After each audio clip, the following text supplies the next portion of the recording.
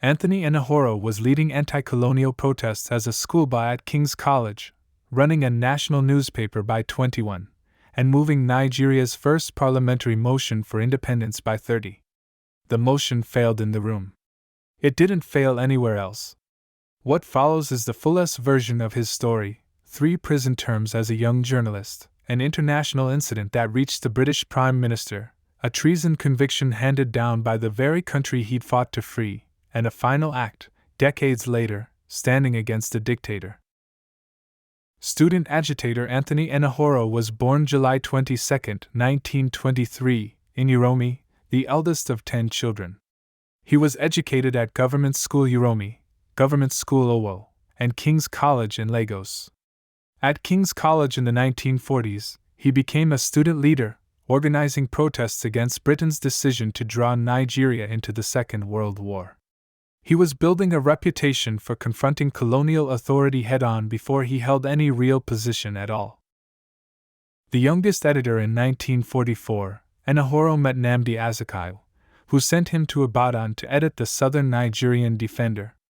He was 21 years old, running a newspaper inside Azikiwe's Zik group. It made him the youngest newspaper editor in Nigerian history.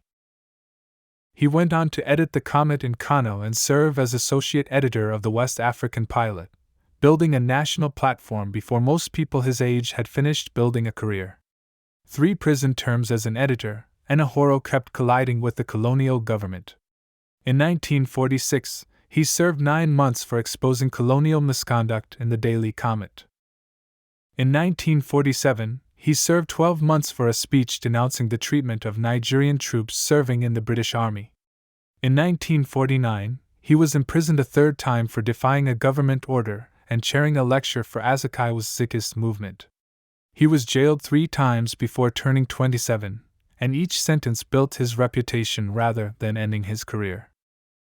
Building his own party in 1950, Enahoro founded the Midwest Party alongside Arthur Prest. A regional party with no national reach could only take him so far. In 1951, it merged into Obafemi Awolowo's Action Group, and Enahoro was elected to the Federal House of Assembly. The motion on March 31, 1953, Enahoro moved the first formal motion for Nigerian self-government in the Federal House of Representatives. Northern members of the House staged a walkout in protest, and the motion was voted down. The defeat didn't end the conversation. It started the pressure that eventually produced Nigerian independence in 1960, though Enahoro's own path from here would run through some of the hardest years of his life first. Rising in the party in 1954, Awolowo appointed Enahoro Minister of Home Affairs in the Western region. He'd gone from journalist and political prisoner to a real seat inside regional government. By 1958, he was Deputy National President of the Action Group, leading its delegation to the first All-African People's Congress in Accra. Accused in 1962, the federal government accused the Action Group's leadership of plotting a coup. With detention looming, Enahoro fled Nigeria for London that September, traveling by way of Accra. What looked, at first, like an escape was about to become something much larger. The Enahoro affair: the Nigerian government pressed Britain to extradite him under the 1881 Fugitive Offenders Act. The case turned into a genuine political crisis in Britain, drawing in Prime Minister Harold Macmillan, while Enahoro sat in Brixton Prison and his asylum request was fought over in Parliament. His asylum bid failed. He was extradited to Nigeria in March 1963. 15 years in September 1963, Enahoro was tried and convicted of treasonable felony. He was sentenced to 15 years, later reduced to 10 on appeal. He was released in 1966 by the military government that took power after that year's coups, the independence movement he had spent his 20s fighting for now, in a roundabout way, the reason he was free.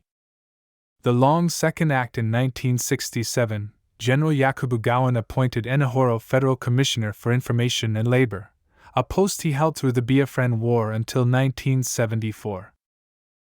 Decades later, after the 1983 coup, he turned fully against military rule. He formed the Movement for National Reformation in 1992, then chaired Ndeko's resistance to General Sani Abacha, going into exile in 1996 to escape assassination attempts and returning to Nigeria in 2000.